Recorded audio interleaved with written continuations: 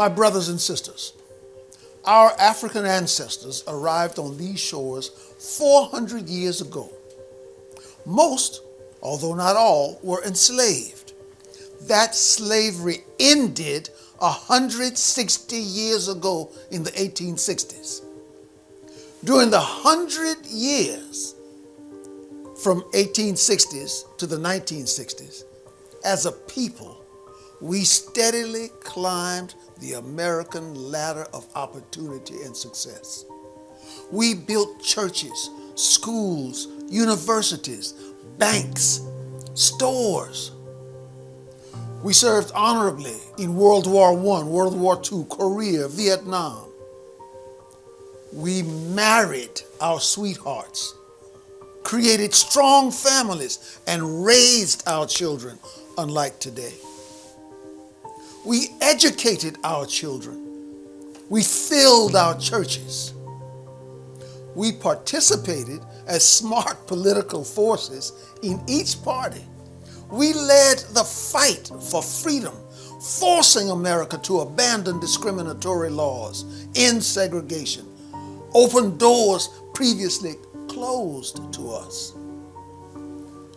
But then something happened. Some things ended our steady march onward and upward. Much of the problem started with the so-called war on poverty. A hateful, racist Southern Democrat president named Lyndon Johnson passed laws which would divide families by paying money to women and children, but only if no man was in the home. And that started us on the road to free housing and free food and no work. At the time Johnson started those laws, this is what he announced to his fellow white Democrats, and I invite you to fact check this. Google it to verify that this vile, disrespectful quote that I'm about to give you is indeed the full truth. He said, "I'm going to give them a little something," them being us, "not enough to make a difference, but I'll have those niggers voting Democrat for the next 200 years. Those were his exact words. I hope that you are as offended by what he said as you are offended by his choice of words. But that is the diabolical plan hatched by this son of a sow. And boy, did it work. His plan started us on a downward slide that continues to this very day. And Johnson was right. Black Americans, unlike every other group in this country, put all of our eggs in Johnson's Democrat Party, invested all of our votes, our time, our energy in his Democrat Party. Now, the question is, what did it get us? Where are we today? Are we going forward or are we going backward? Did that man's scheme succeed? Let's look at it. Since the 1960s, we've emptied our churches and filled our prisons. We've emptied our churches and filled our prisons. Our school dropout rate is many times what it was in the 1960s. The politicians who run our big cities, strangely, almost all Democrats, you'll notice, they have let drugs infest our cities.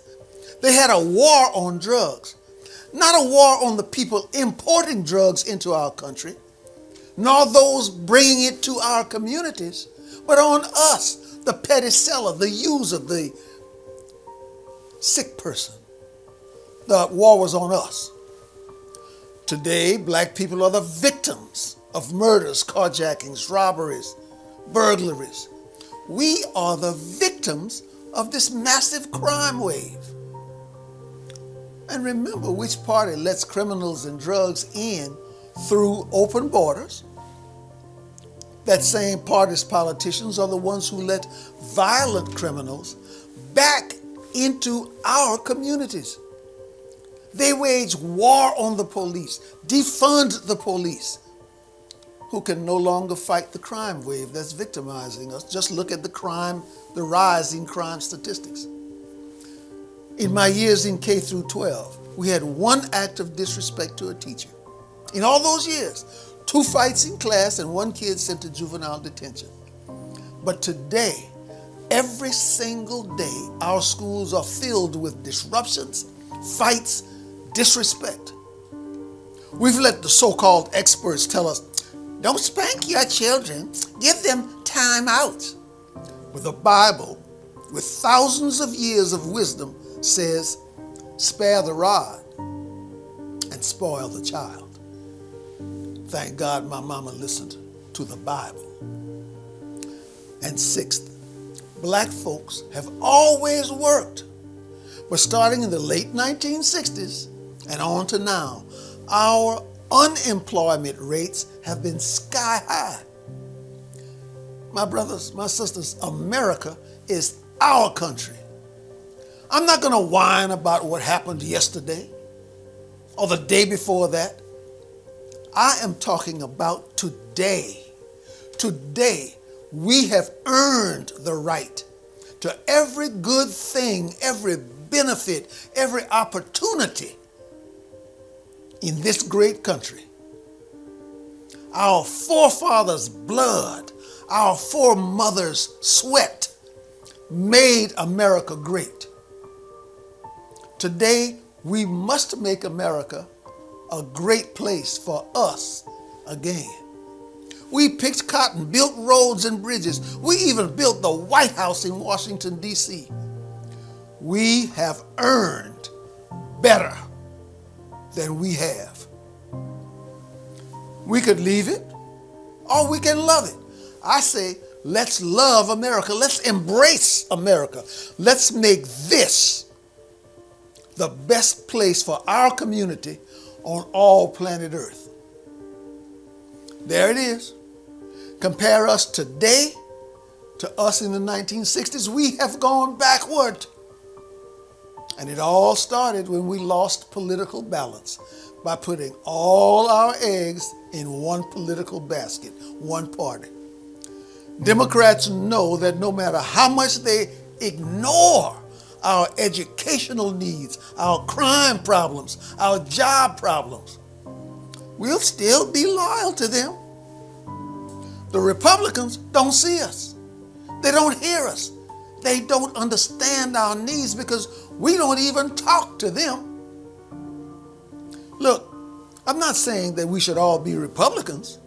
I am saying that all of us being Democrat is just not working for us.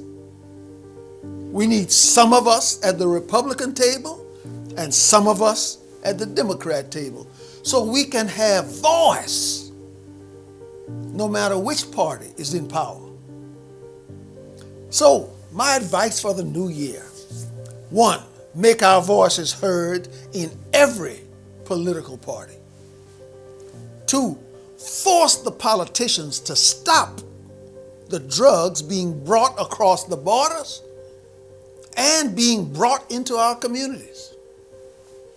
3, force the politicians to protect our families from this horrible crime wave. 4, force the politicians to change the education system so that our children can become educated and literate. 5, force the politicians to bring back jobs to our communities. They send them away, let them bring them back. This year, let's play smart politics. When they don't know how to do their jobs, throw them out and vote for whoever will get the job done. Let's save and protect our homeland. And let's make America great again for us.